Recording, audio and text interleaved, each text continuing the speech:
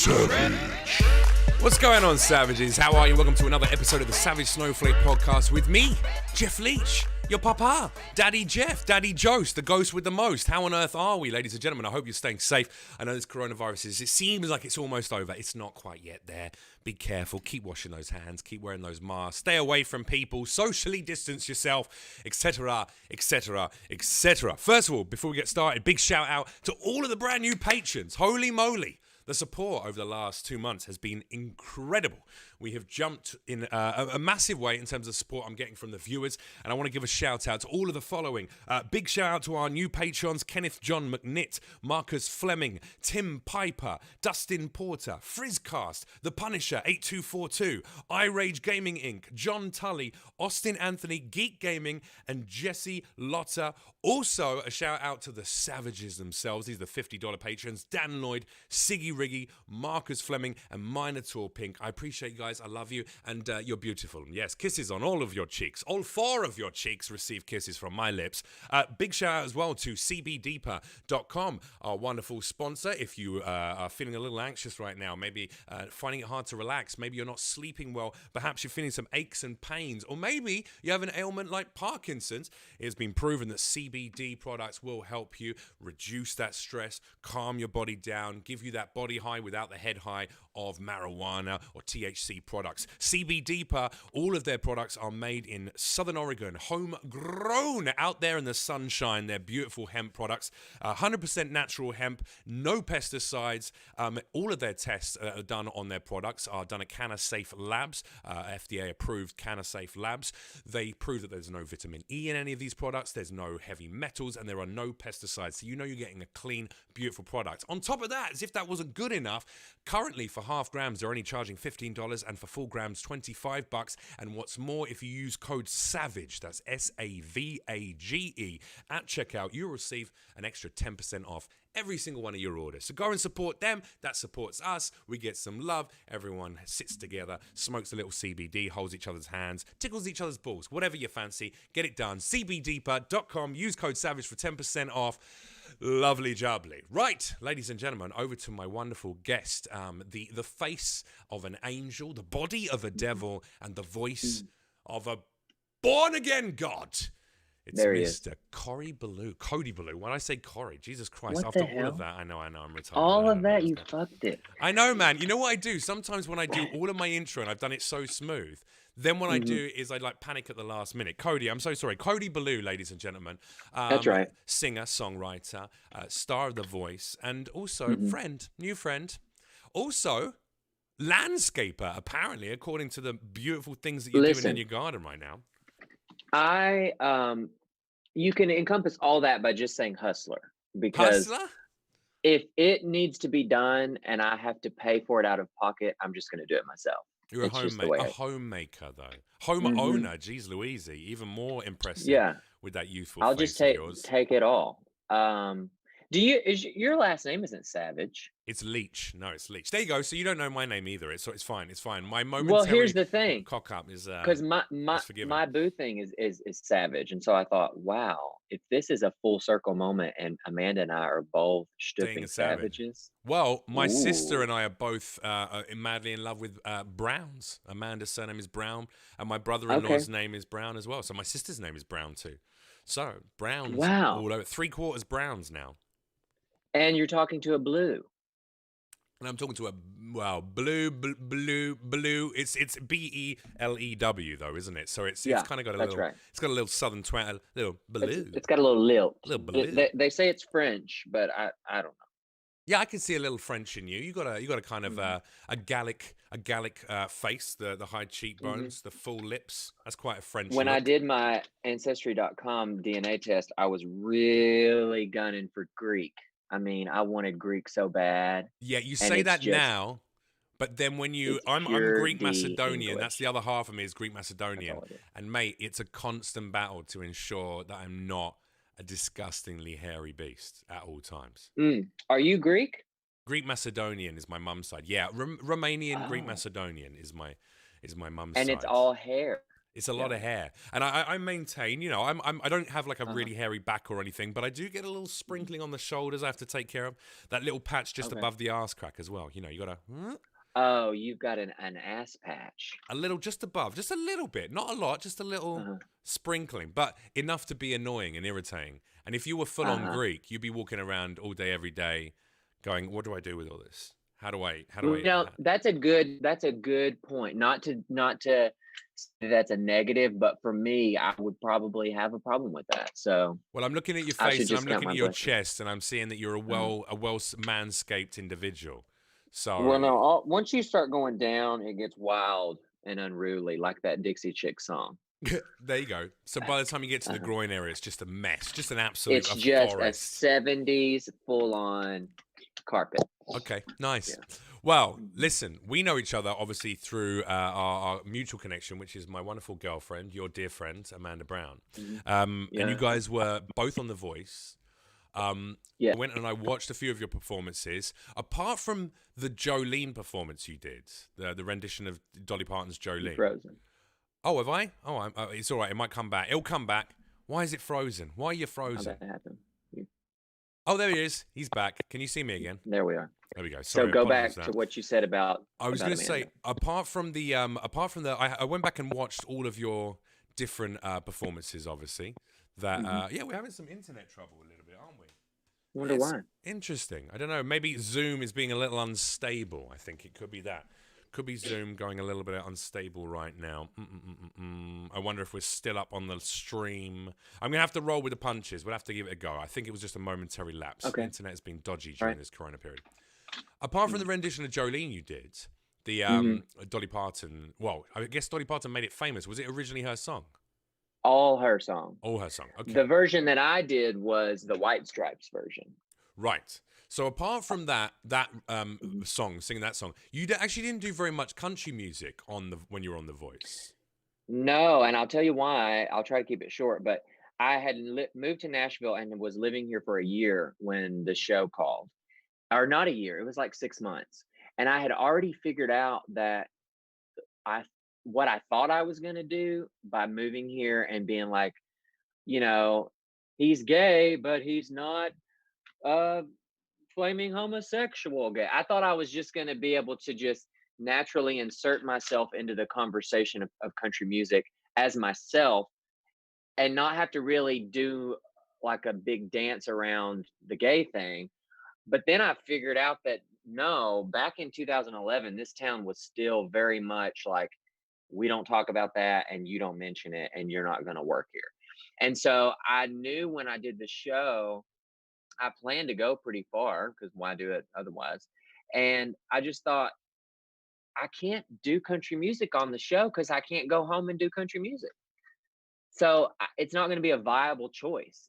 And so then I thought, well, the next best thing for me to do is to try to sort of get into the George Michael saddle, which he's been trying to get me in that saddle for years. Yeah. And he's still trying beyond the grave. He's still like beyond the grave, haunting you at night. And I just thought, I can naturally do that. Let's say the show really was a platform that I could launch off of.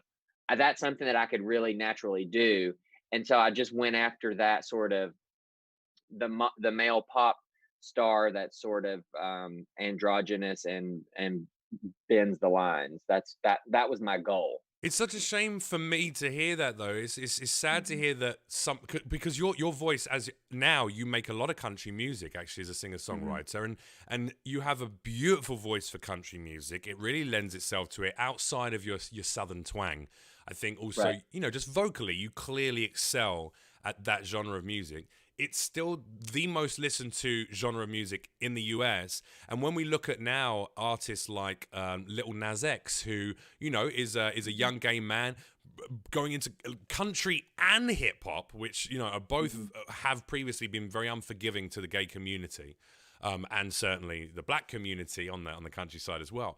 It's interesting to hear that fears of being misrepresented or not feeling like you could actually have a career singing that kind of music simply because of your sexuality. I'm just a little. I'm saddened to hear that. I'm disheartened to hear that. But I'm glad to see that that's no longer the case. That now you are making the music that you want to make within the genre that you love. Clearly. Well, and we still don't know if it's going to work commercially. Like I don't know if it's going to be viable, but at a certain point, I kept hitting these dead ends because I just wasn't allowing myself to be authentic out of fear. Right. And so when I finally let go of that and just thought, you know what, fuck this, I'm just going to do what I need to do. And if it doesn't work, it won't be because I was scared. It'll just be because bigotry was bigger than me at that time. Absolutely. But it's making huge strides. And the fact that, I mean, I never in 9 million years saw Lil Nas X coming Right. onto the scene. I mean, I don't think he even saw that happening the way that it happened. But I wonder how it's many artists within the hip hop genre. I mean, there's got to be a lot of closeted homosexuals. I think in rap music and hip hop music, who still don't feel comfortable coming out. But now that a couple of different guys have very publicly done that, I hope to see that there's a bit of a shift in that. Yeah, I mean, there's so much music out there in the gay community that doesn't get that represents all the genres, but it lives in that bubble of Sure. the gay community that I think we're really close to chipping out of that. I'm not like a rainbow flag waving, everybody look at me because I'm gay kind of guy, but I definitely have, like, I have never written a song that had she and him pronouns in it. Okay. That's always Yeah. been you and us and they. Yeah. Because I felt like, well, if I'm going to write it from my point of view, I can't lie and put a girl in it because I've never been with a girl. I'm what you call a platinum gay. There you go. Yeah. For a 5-star sealed, signed, seal of approval, wax stamped, untouched by femininity. I guess I'm not platinum. Original gay. I'm a gold star because I was delivered through the vagin. I see. You have to be. So you have to be a C-section to be a platinum to gay. be platinum. That's right. That means you've never seen or touched a vagina. That's right. But I tell you, on the way out, I'm sure I was balled up like a fit. I didn't want to touch any part of that. I like the idea that just as a little baby fetus, as you came out of the vagina, you were just screaming the whole way. No! Yeah, it was a very traumatic experience.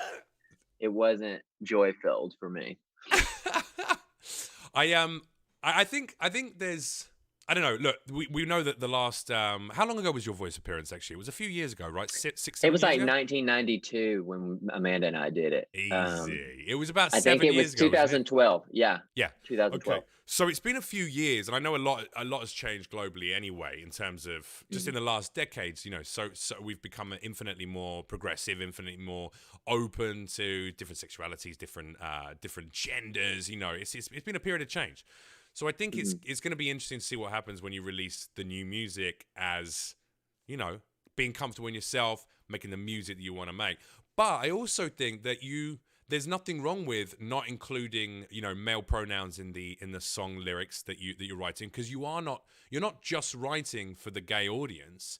You're writing for an audience of people who want to identify and empathize with heartbreak, or want to relate to you in terms of being in love, madly in love with someone, or fears. It's the best music is universal. Exactly. And so for me, I just always have done it that way, but mostly because I wanted the listener. It's a very intimate experience listening to music because you're typically doing it alone, and now more than ever you're doing it in your own head because you're plugged in up here, not Sure. in the room. And so for me to write a song that is about you, me, us, then it closes in that gap of focus to be just the experience of the listener, whether it's a she or a him or a horse, which, hey, do what you got to do.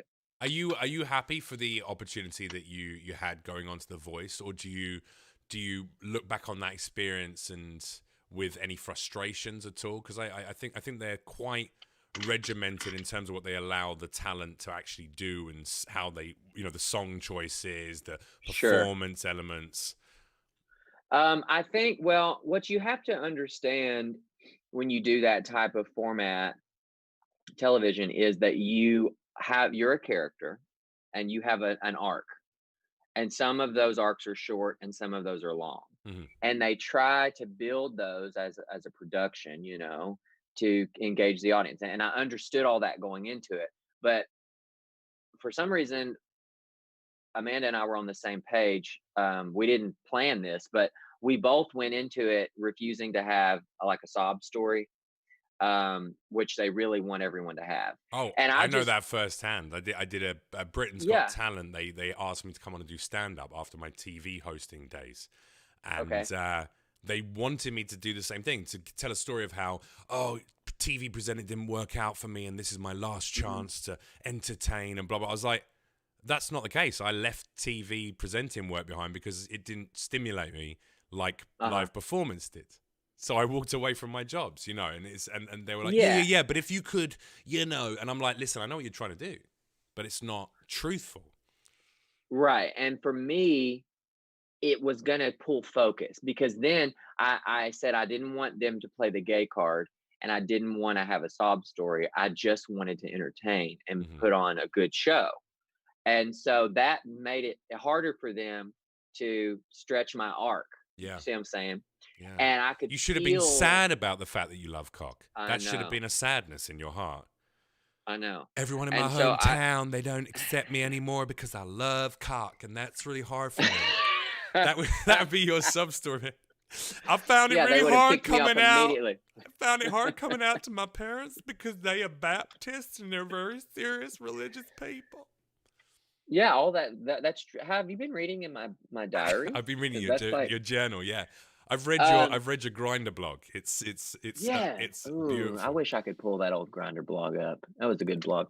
Um, but instead of all that, I chose the way I chose to do it, and it made it to where there was a little bit of a conflict between myself and production towards the end because they wanted me to go like 3 weeks before I went home. And so they kept trying to give me songs that were clearly fall on your sword songs. Sure. And I just refused to do it that way. And so So did you by the actually have time I choices in the songs that you were singing? Then you were given I some chose level of one choice. I chose one song. I chose Crazy in Love by Beyonce Okay. because that was the real week that the curtain was pulled back and they were like, "Listen, CeeLo, your coach, he really just wants you to do this song by One Republic, Too Late to Apologize." And I said, "Listen, if you want me to go home, send me home. But I'm not going to do it by some sort of default like sacrificial thing because you give me a song that's forgettable and boring. I'm Yeah. going to go out my way." And so they were like, "Well, what would you do?" And I said that one. And so that week I had full control of my experience and I stayed another week because they couldn't deny that I had done something so, crazy that the I audience at home liked it. I wonder how different the results would be on those kind of programs if that were the case, if the talents were given that creative control. Because I understand, like from a production point of view, they go, all right, well, we need dancers and we need Hmm. this and we need the stage performance and we want that all of the lights and the glamour and the glitz. So I get that. But when someone is singing, like one of Amanda's performances I watched, for instance, she's singing this beautiful song and it's very engaging. It would have been so much more beautiful if it was just her in a spot, with some kind of maybe some slower performance. Instead, they had all these like hip hop dancers doing backflips and shit for a rock song. Hmm. It was just like, what the fuck is this? This is, and all of Yeah. those choices were made by producers, not by her, clearly. And I'm sure, and I also think there's an element where there's probably a lot of people on those shows who are already being developed by either the judges, labels, or the Sure. networks. Hmm. And they go, well, look, Cody's great. He's a talent. But, Sarah, whatever, has to win it because, she's already signed to Sony and they're backing this with money and whatever the fuck it happens to be. Right. Whenever we realized that the two people that we felt like were getting the most of the like love and attention were also had been signed to the record label behind the show and were shelved artists that they were plugging back into the mix. we all knew then that we just had to hang on as long as we could because we Sure. were just supporting actors at that point. But also, But that still had it served a purpose, right? It built a fan base. It built, oh, for sure. Yeah, like I still haven't seen the full scope of what I've not tapped into the audience that I built to the max because they're so far flung. They're just everywhere. They're all over the planet, and some. I mean, I'll never reach them all. So in some ways, it's kind of like it's troubling because you have this audience that you'd love to capitalize Mhm. on, but you can't because how do you get to all of them? But that's a first world problem. Well, I mean, I see that you've got decent followings on all the social media, so people Hmm. are there and they are ready to hear new music and That's to just for engage with tits and you. ass, though. They're not there for music. Really? If you show a titty shot or just a little bit of booty, I mean, you get all kinds of love. But the minute you start singing, you start losing followers. That's I don't know if that's the same for me. Actually, you know what? Actually, Hmm. I will say that there's a similarity for comedians and for comedy talent and actors, of course. I mean, actors, it's very much it's celebrity and fame that follows them. Yeah. So it's not, oh yeah, you were incredible in this role. I'm sure there's some fans who do support that, but a lot of people would just be like, I just saw you as the lead in this movie, and now I'm following you because you're Brad Pitt. That's the kind Hmm. of thing. But for a comedian, I do notice that when I post a photo of myself on a hike with my shirt Hmm. off in the sunshine, looking nice on my Instagram, 600 likes, right? But then if Hmm. I post, hey guys, here's a little comedy clip, blah blah blah blah blah, or it goes Exactly. with a fifth of the engagement if I'm lucky, because people just I don't know. That's the curse of being desperately good looking like you and I. It's hard. Well, have you found that Like in the you didn't give me even any laughter, nothing to acknowledge that was a joke. You were just like, yeah, that sounds about right. Yes, we are no, that's incredibly the handsome. truth. Why would I want to laugh about what God gave me? Um, so I'm having a little trouble with how just inundated social media is with all these people being singers and Right. like, hey, check out my latest single. Hey, give money to my this. Hey, buy my that. And it's making me feel disgusting. Like, how do you navigate those waters?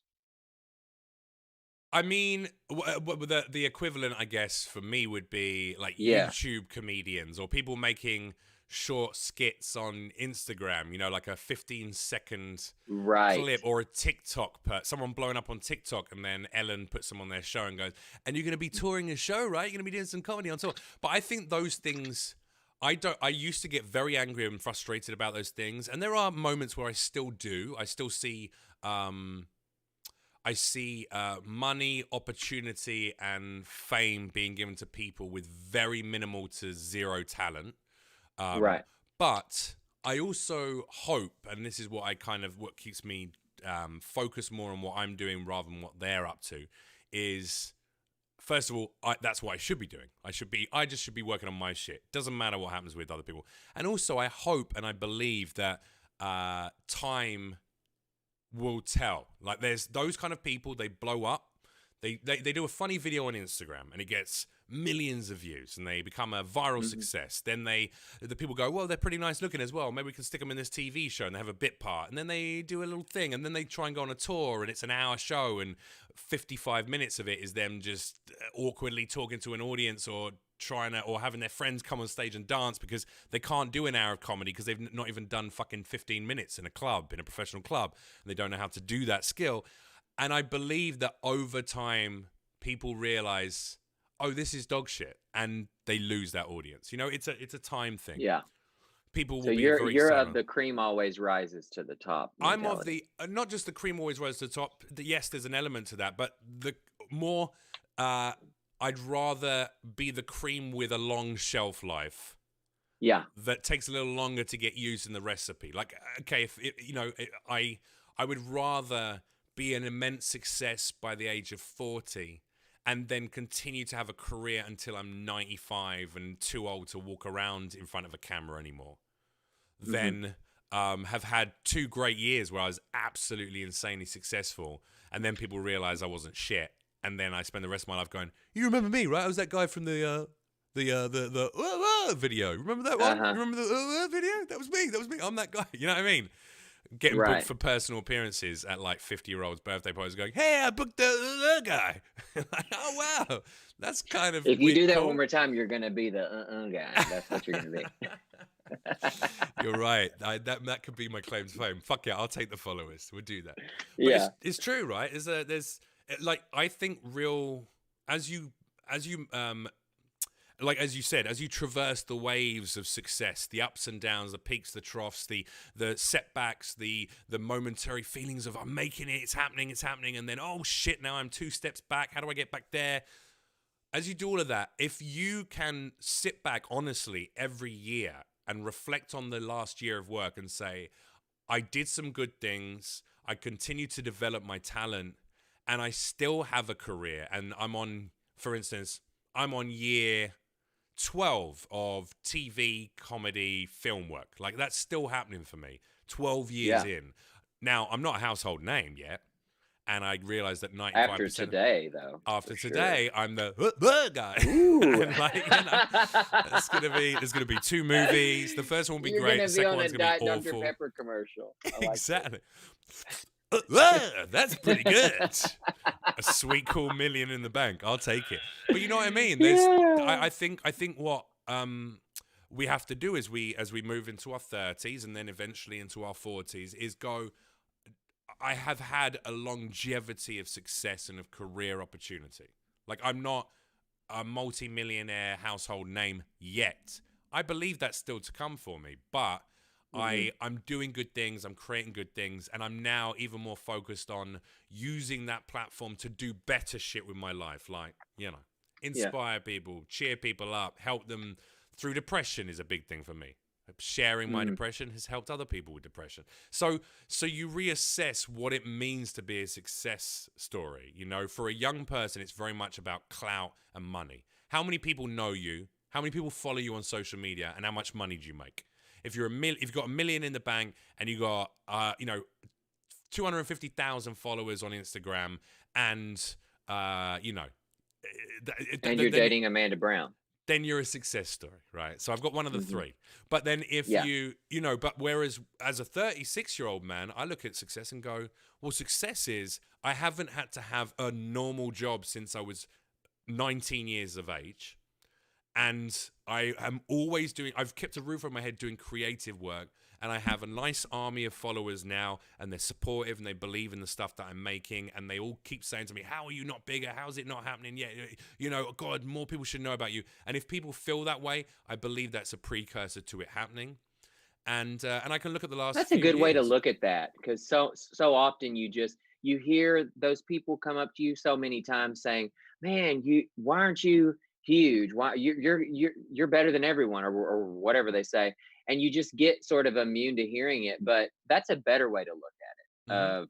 Well, because Well, for it must years be a precursor. I'd say this is incredibly frustrating. Every time you're saying that, I'm like, I know. How am I not? And now I'm going, oh, I know why not, because I'm not 21. And if I were 21, and I had all this talent, I could be an immense success overnight. And also because I'm not signed to that agent, and that agent is working on those shows that would put me in that category. And because I refuse to play the game of pretending like everything is always perfect on my social media. Instead, I'm a little bit more on it and blah, blah, blah. So I know the reasons why. And then I go, however, I do think it's just waiting for that time when it's your time to be that level successful. And then to have the training over the years that you weren't, and you were working towards that goal, to be able to then maintain success and maintain that creative success, you know, as you For push sure. forward. Yeah. If I'd blown up, look, I blew up on TV in the UK when I was a younger man, you know, 10 years ago, 12 years ago. And for a period of 2 years, I was famous in England and people knew who I was and stopped me on the street and things like that. And I fucking hated it. I wasn't prepared for that. I was still taking drugs and drinking too much and being a bit of a fucking... For everyone who loved me, there was one person who hated me, you know?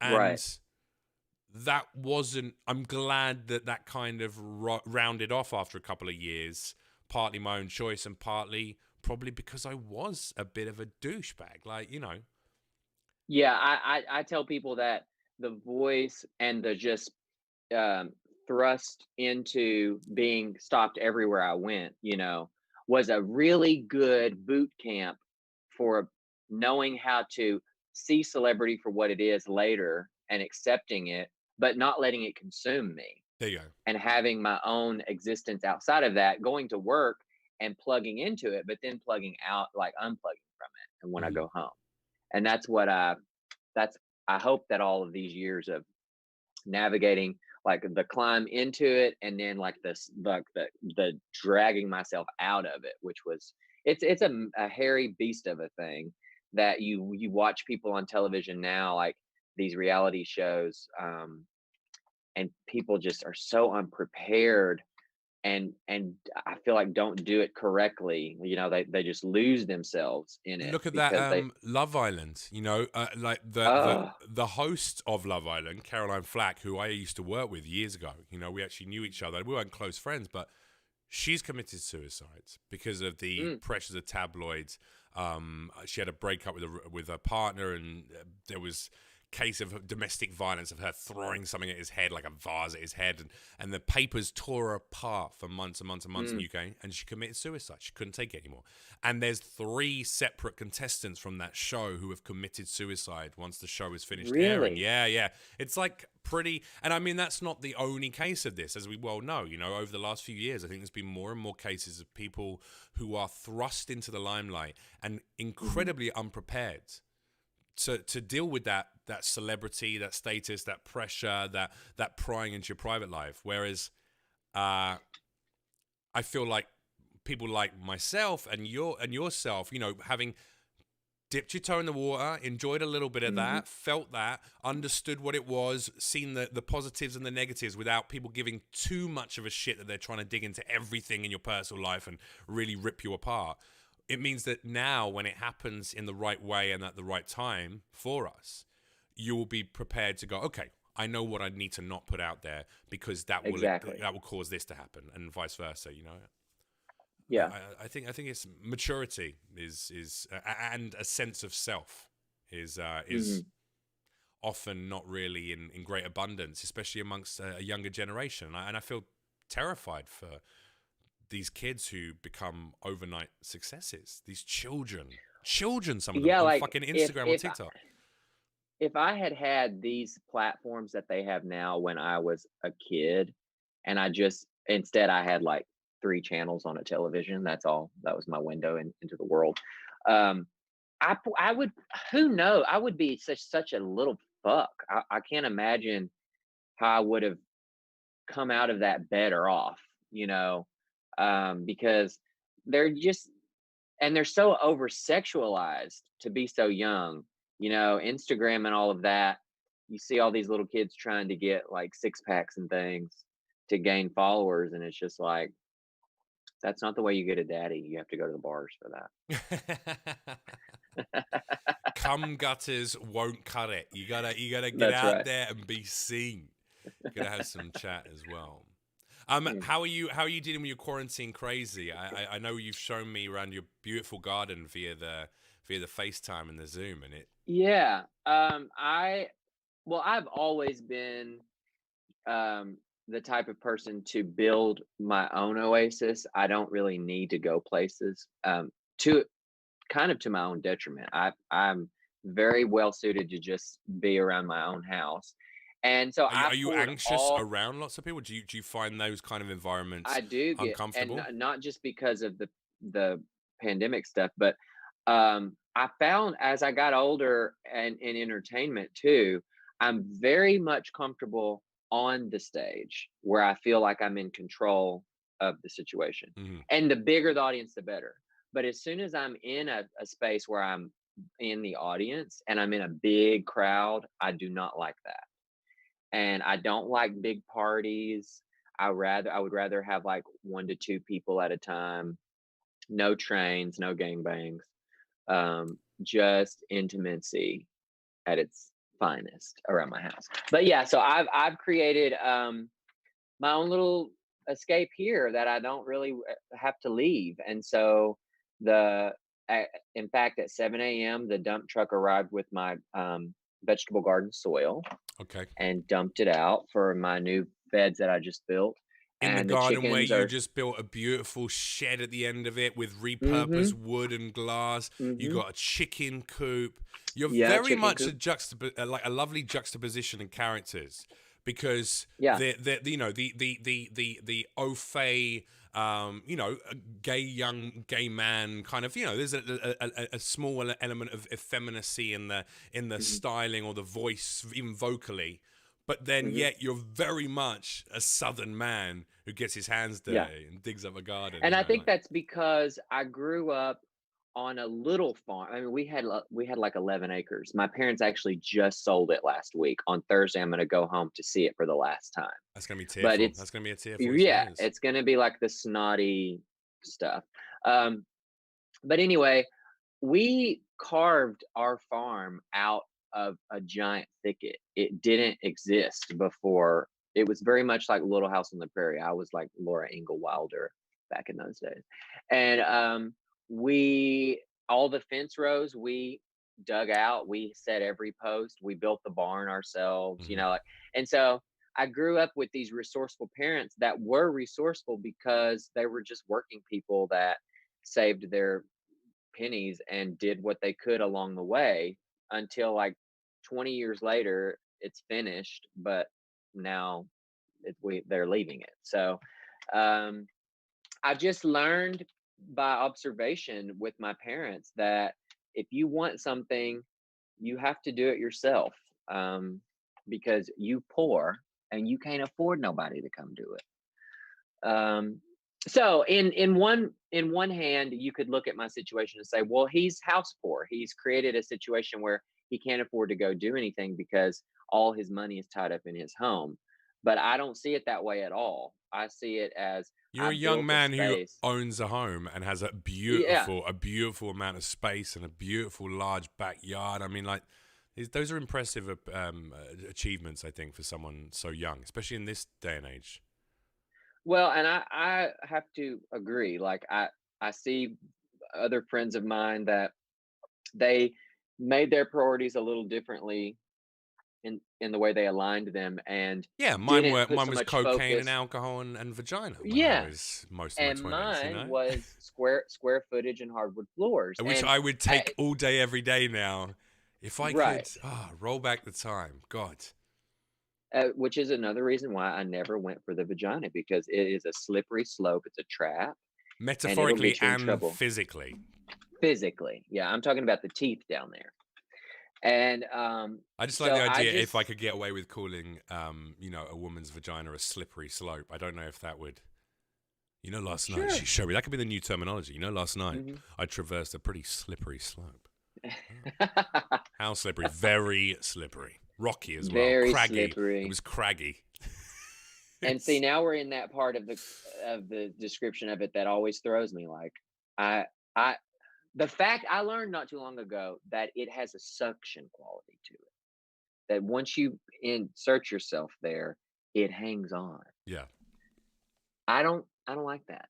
It's like actually a lot of animals, you know, once the penis goes inside that they clamp in or the penis Yeah. curls, splays out to hold itself in. Like cats' penises are barbed, aren't they? So that the cat Barbed. can't run away. Yeah. Yeah, that's A duck's penis looks like a little corkscrew noodle. nice. Nice, like a I like a know that pig. from Piggies have those as well, don't they? Don't they have like a little curly, no, like their tail is curly and so's their penis a little bit. They have a curled I've never penis. seen a piggy penis, but Pig's penis, yeah, little curly. I think little curly. That's what we could call that. that's what you if you get a pig in your home farm, Call it little call him curly. little curly, yeah. Like a Okay, rapper, I but like that. Lil apostrophe, like a little, That's right. like a trap rapper. And Christians will think it's about the tail, but it's not. Exactly, it's not. It's definitely not. Yeah, Absolutely so beautiful. that's another reason why I just sort of have always steered clear of the vagine. Were you always were you accepted as being a gay man in your community when you were younger? Was it a hard thing to be? No, I mean that wasn't an option to be a gay man. Like I knew always what I was, even if I didn't know what to call it. But at the same time, I knew that it was not allowed and that it was completely against God's wishes. And so then I knew two things as a kid. One was it was not allowed, but the other was if you just go to God and ask for something to be taken off of your heart or whatever, he would if it wasn't supposed to be there. And so I was in this conflict always of like asking and pleading and begging, if this isn't supposed to be for me, then why am I still dealing with it? What is the test here? And the answer finally came as shut the fuck up. I put you here for a reason. And the reason is I made you that way. And you're supposed to be an example to all these people who don't have the capacity to open their own mind up to allow that into their life. And that's what I've done. Not overtly, but that's sort of my contribution is that it's not like, hey, look at me. It's more like we love Cody. And so if we love him, it must be something that we need to get through and get over. But see, I was raised in a vacuum of like racism and homophobia. It was just like all the things that you think about negatively when you think about the South. It was all around me everywhere I went. Right. Like my hometown, the black people lived behind Pizza Hut, and I never even thought that was a like a segregation. It didn't occur to me ever that that was weird that all the black people lived behind Pizza Hut. I just thought that's where they lived. And I sang, They I would like go there and pizza, apparently. I mean, yeah, and I liked it too. And so I mean, I would go sing over there at their church, and it just it never I never had the racist chip, even though I should have. It was all around me. I was destined to have it. But from the youngest age, I just couldn't get down with that. And I think it might be because of the gay thing.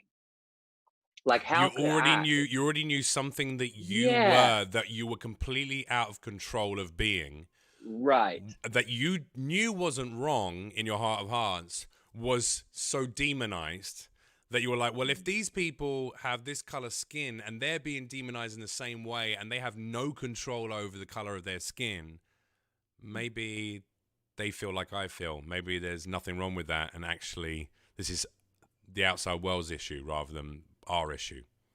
Yeah, it was very much like working through this Alice in Wonderland social construct that was all around me that I Right. was that I was that I was born into, but trying to like find all the windows out of it. Like, wait a minute, I love Whoopi Goldberg.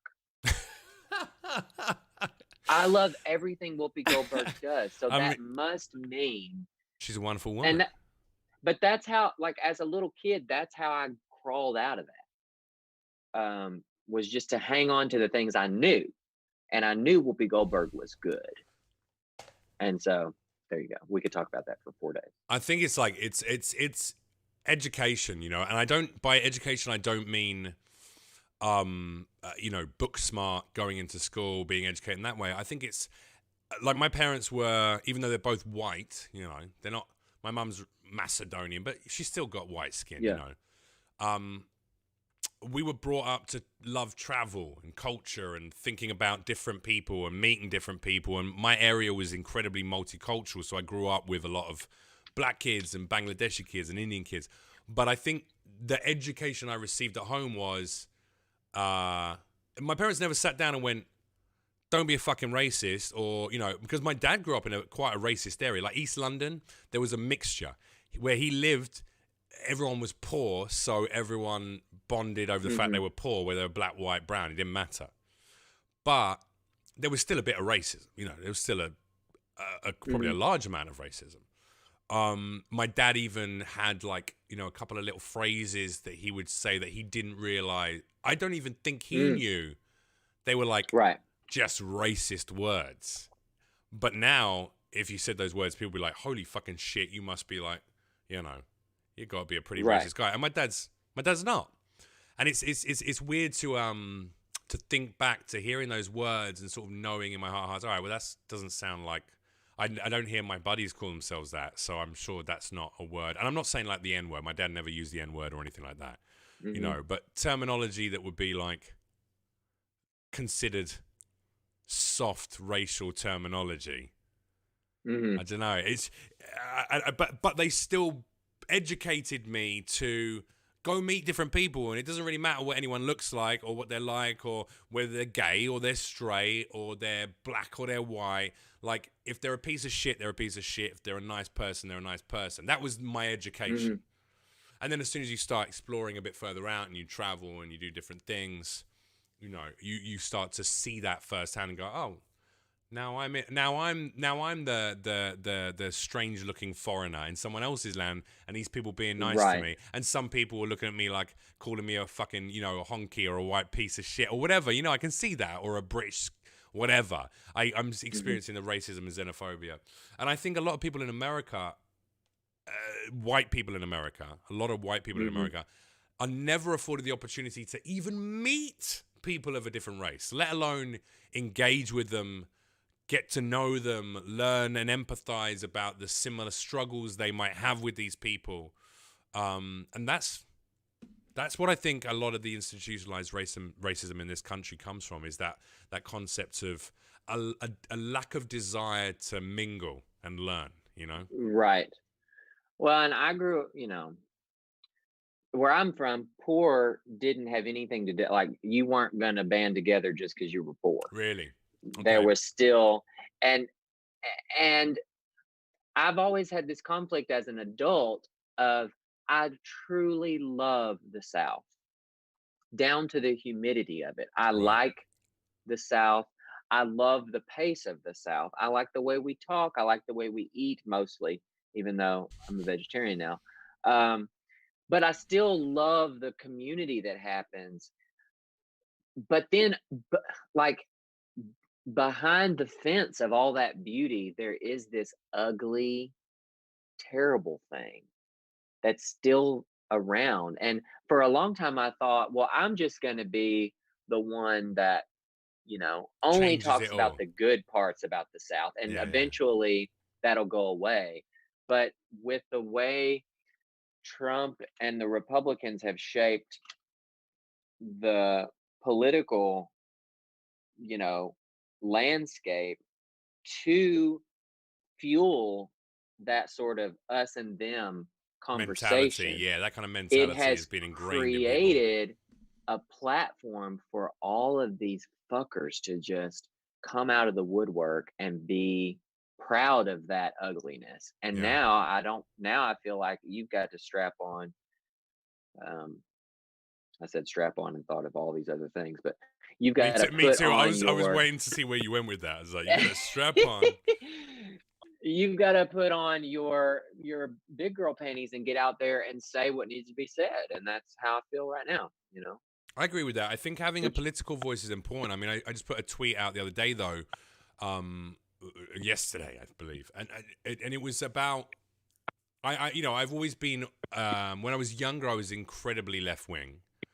As I've mhm, matured and grown a bit older and watched what's happened in the political spectrum over the last decade, I consider myself like a left-leaning moderate now, simply mhm, because all of the things that I abhorred about the right and the far right in particular, mhm.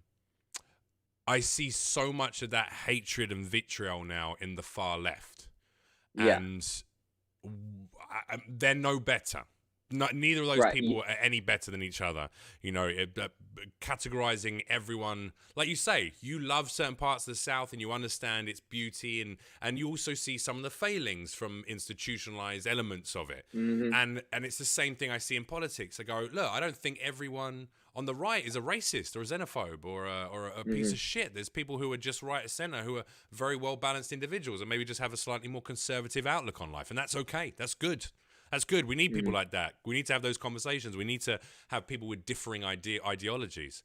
But I, of course, seeing, you know, absolute fucking lunatics strapping on ARs to their body and covering their faces and walking around with the Confederate flag and marching into government buildings with fucking Yeah. assault weapons and going, ah, god damn, you gotta open this shit up and fucking blah, blah, blah, and the blacks are doing this and blah. Those people are fucking lunatics.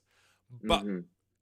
with equal frustration, I watch people on the very far left, whether it's Antifa, turning what could be peaceful free speech protests, whether they're from the right or not, into violent escapades on the streets, or SJWs virtue signaling, pretending that they have everyone's interest at heart, when in reality all they're really pursuing is their own validation. Right. Without really any facts or support for what's right and what's good, morally and ethically good. I just can't stand any of this vitriol anymore. So I sit myself, as a left-leaning moderate, and just hope that the balanced and commonsensical members of society on both the left and the right of center will be able to at some point reclaim. Well, because they world, always have. So far, they always have. Have they? I don't know. I feel like over the last 50 years, we've been now. There Well, seems to be I meant some before that. It's now. It now seems to just be flip flopping from far left to far right to far left to far right, and those moderates or those left leaning or right leaning moderates need to really come together, and that's it's never going to happen with a bipartisan. Right. Well, that's what I political found situation. so fascinating about the show that's on FX, Miss America. I think y'all been watching a little bit of that. But they're starting to introduce in the 70s, when the whole whisperings of Reagan coming in, Mm-hmm. and how they were going to ignite the evangelical, what's the word? The evangelical mission statement. They were going to try to weave that into their political leanings, because at that time you had Republicans who worked with Democrats who were like, no, we're not, that's crazy, we're not going to talk to those people. And then it was like this grassroots whispering thing that just sort of crept in and became what it is now.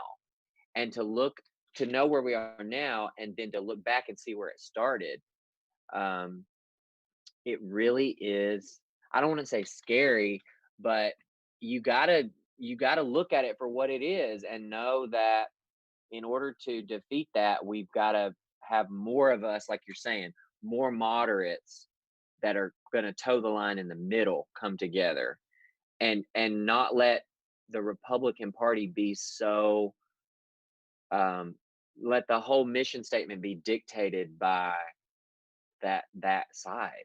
You know what we need? We need you to work out all of the Republican or the more conservative elements of politics that you agree with. We need you to run for 2024 as the first openly gay Republican candidate. Win. What Republican things would I agree with right now?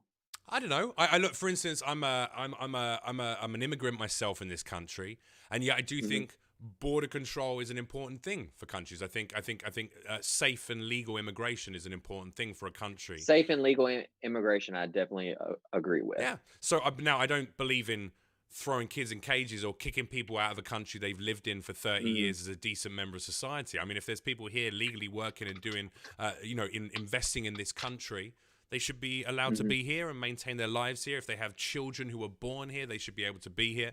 But yeah, also, tightening up border control. That's something that I agree with.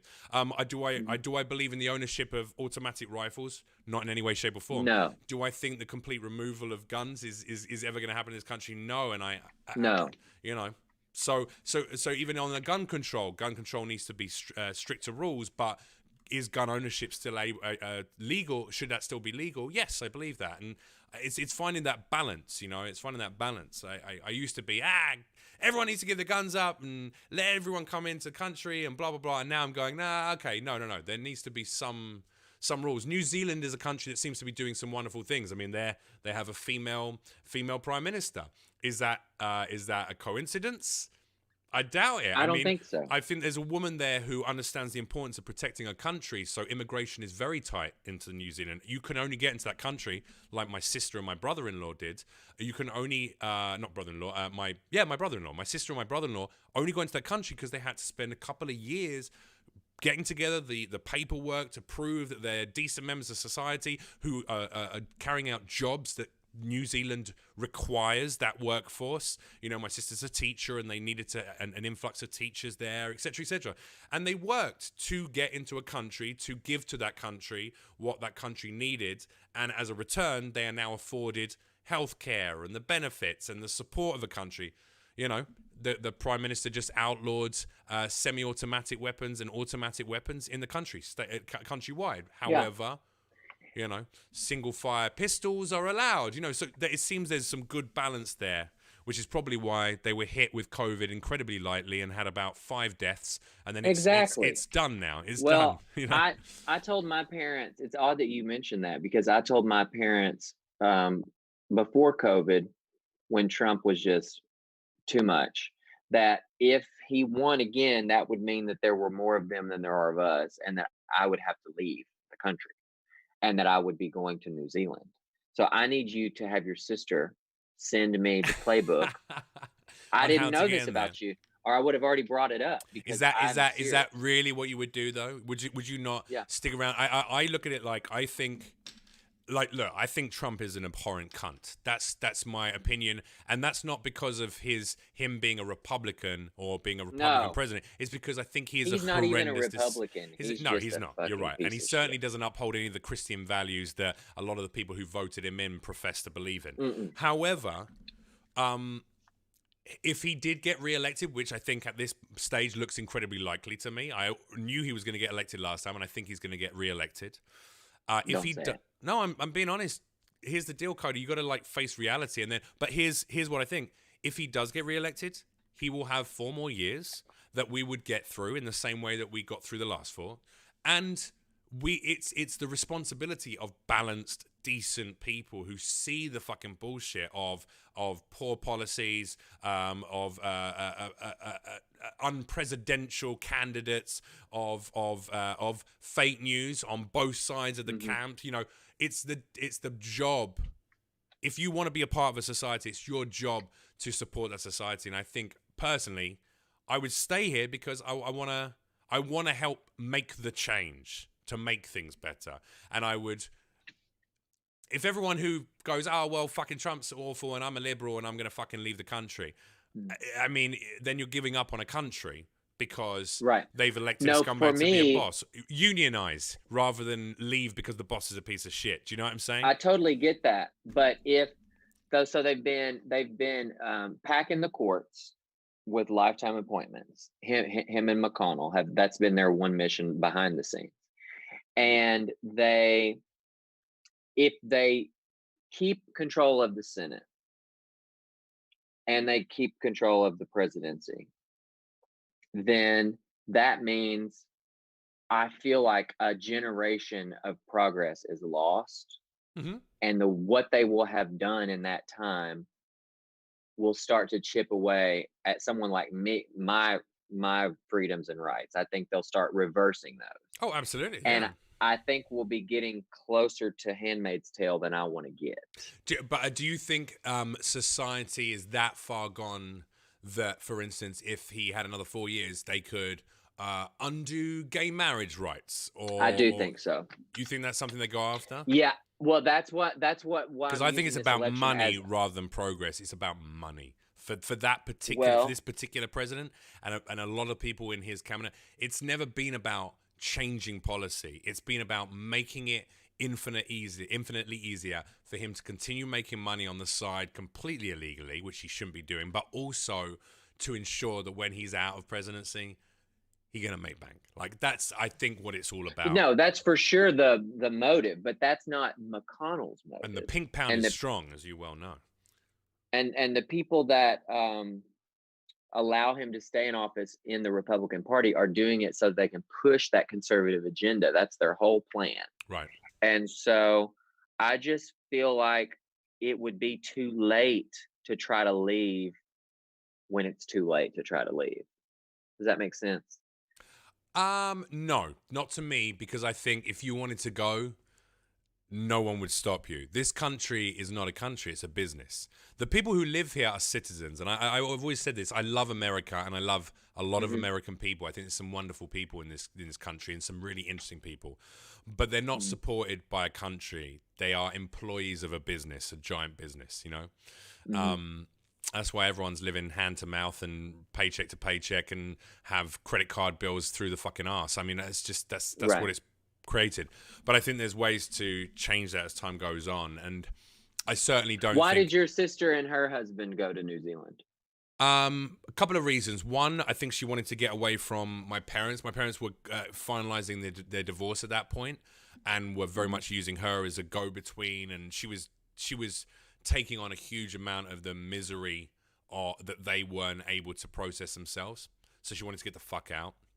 Secondly, she was living they were living in a reasonably okay but one bedroom apartment in the suburbs of London for a certain amount of money, and for the same amount of money they could own a 3-bedroom house with a mountain behind it and a huge back Right. garden in a beautiful sunshiny place, so why are we here when we could be there, kind of thing, and they Right. made that move. But yeah, I just see for me as well, that I think one of the bigger issues with the US is we forget that the current US population. I'm not talking about the native people who were here prior to Right. my forefathers coming over and fucking things up. The current state of America is an incredibly young country. It hasn't worked Right. out yet. It's like an impetuous teenager, you know.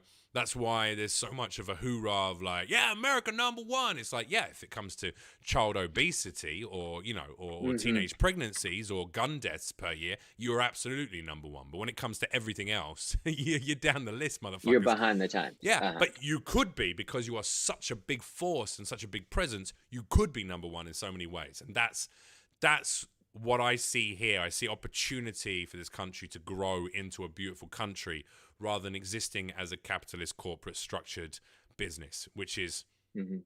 I mean, these are facts. The three groups of people who came to the US to settle it were puritanical religious zealots who thought that the Pope was too fucking lenient. So they came to Mhm. the new Americas to restart the word of God in the right way. And you still see that today.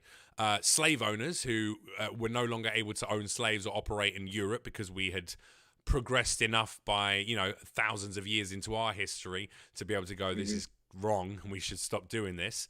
So they came to America to do that.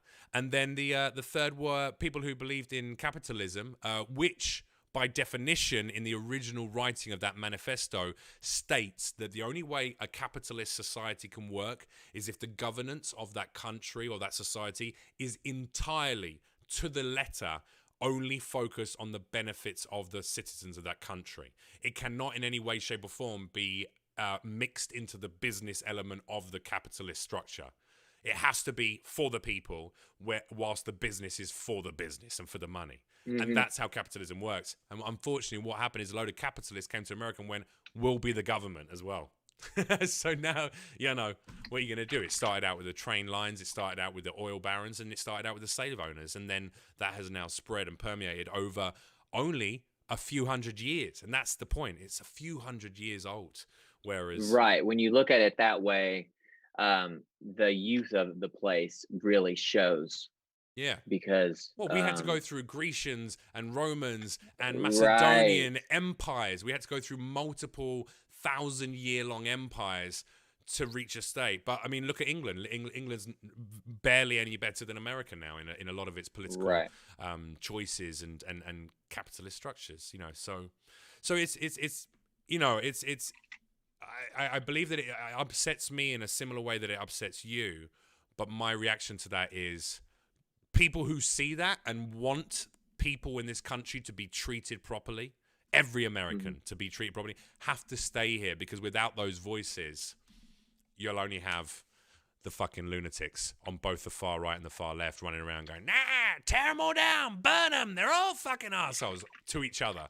And Right. that's what's bringing around civil unrest, Civil Well, I'm unrest? texting your sister tomorrow. I don't care what you say. Okay, I'll hook her up with you. Listen, we got to wrap it. I love that we went through Yeah, such a myriad of different I subjects knew as we well. would. I knew we would. Two bright young men, talented, Hmm. culturally adept. What are we going to expect?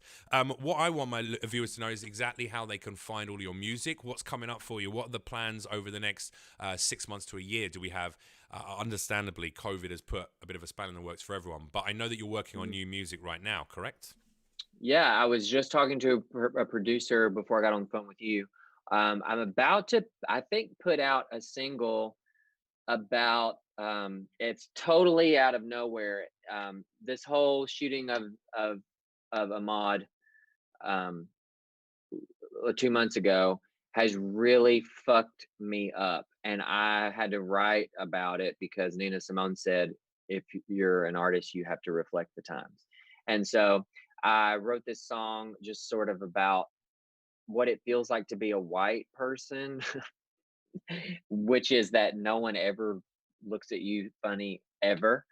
And Oh yeah, I don't get followed round the right aid. No one follows me round the right aid. no, and that needs to be said, I think, to white people, like, hey, pay attention to what privilege looks like. And so I think we're going to maybe fast track that Okay, to awesome. put it out. And then after that, I have a record I've had finished for like a year and a half now that is ready to go. I'm talking to some people with some, mover and shaker power about how to put that out. Otherwise, I'm on all of the things: iTunes, Pornhub, How fans can people find you only. on social media? Is it just at Yeah, Cody it's all Belew? at Cody Belew. And it's spelled CODYBELEW. Belew. Okay, so make sure you That's go right. follow this beautiful, handsome, wonderful man and Well, let me support know when him. there's a part in a video game for like a Southern charmer to just be like a drug lord or something. Probably the I'd love next to play Far that. Cry game, I imagine. Okay, They do a lot of call that. me. Okay, Far Cry Okay, 6. I'm going to hook you up. yeah, Cody, thank you so much for joining me, man. It was lovely to speak to you're you. so welcome. And Mhm. we'll do it again soon. Take care, bro.